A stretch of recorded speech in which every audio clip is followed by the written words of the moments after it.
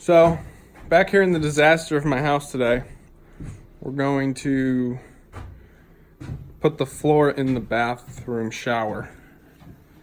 I've had a couple videos of all this stuff, but it's all waterproof now. Looks really good. But the floor goes first, according to the people on the internet anyways. Which makes sense. Put the floor in and then your wall tiles go down to it so that way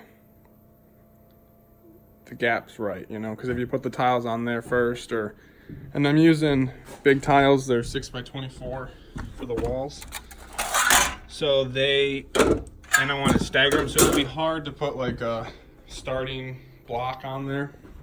I forget what people call it, but like a piece of wood across. You start from there and then you put the floor and then you put the last row in, because I want to stagger them. I could do it probably somehow, but it's gonna be just easier to put the floor in and then put the walls in after, because I can just cover up the floor with some plastic or whatever. So this is the floor here. They're flat, so they don't hurt my feet. I've been in showers that have rocks that are sharp, or you know, they're round and they're not nice, but they're all different, or they should be random, but they all fit together. So the first thing I gotta do is get them opened up and lay them out in there the way I like them. I'm hoping not to have to cut any of them, because I'm just gonna put like the littler ones around the drain and stuff. That's at least the idea. So we're gonna get started.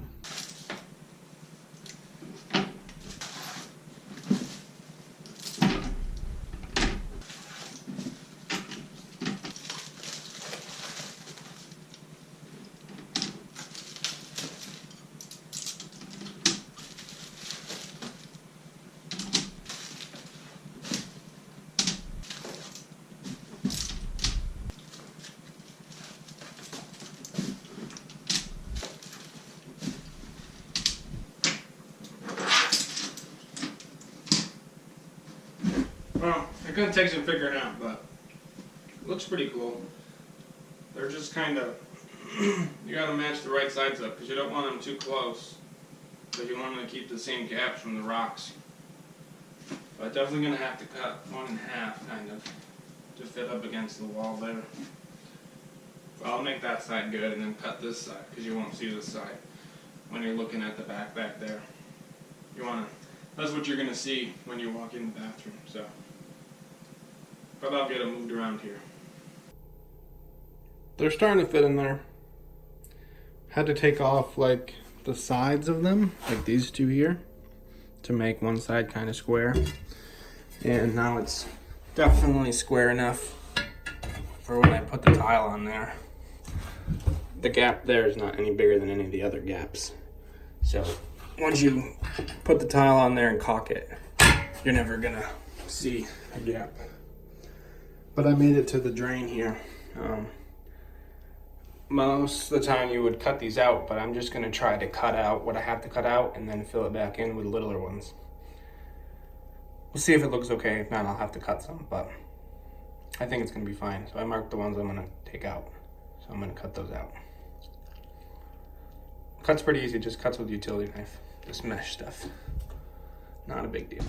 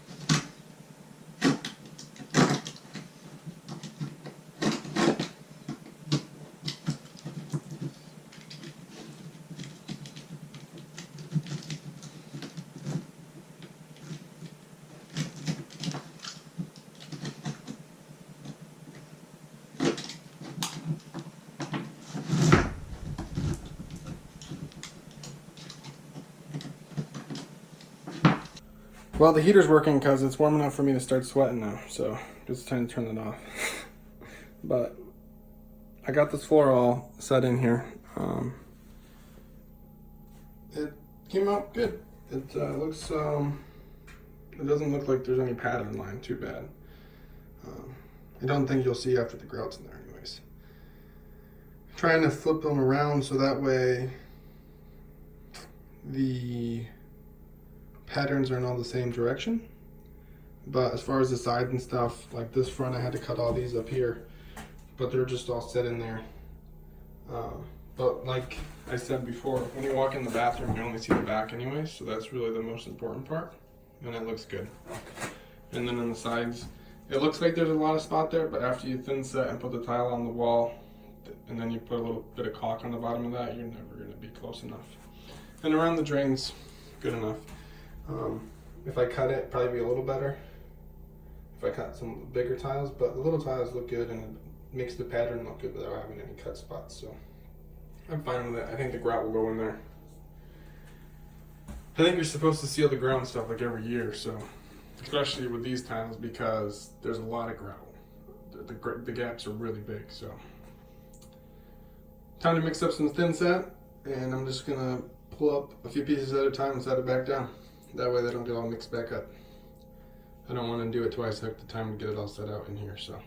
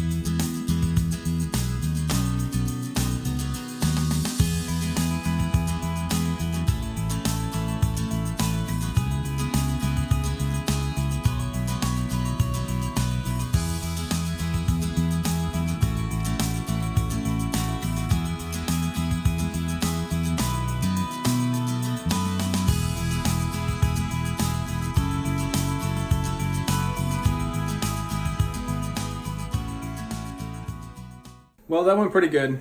The tiles, I think I just pushed them in too far in some of the spots. So some of the mortar is kind of too high around the tiles, like right here is a spot. And around the drain, there's definitely too much. But a lot of it looks really good. So I'm just gonna take a toothbrush and take out some of that, get it cleaned up, wipe off all the tiles. and then it should be good. Let it harden, and then tomorrow I can put the grout in it, and then I can start on the walls. So that's the plan. Hopefully it comes out, we'll see, without too much trouble. It's set up a little bit. I wanted to let it get a little hard. When I was cleaning off the sponge, I got some of it kind of wet, and it was kind of all just running all over the place. So hopefully I can get it out of there and then get it cleaned up.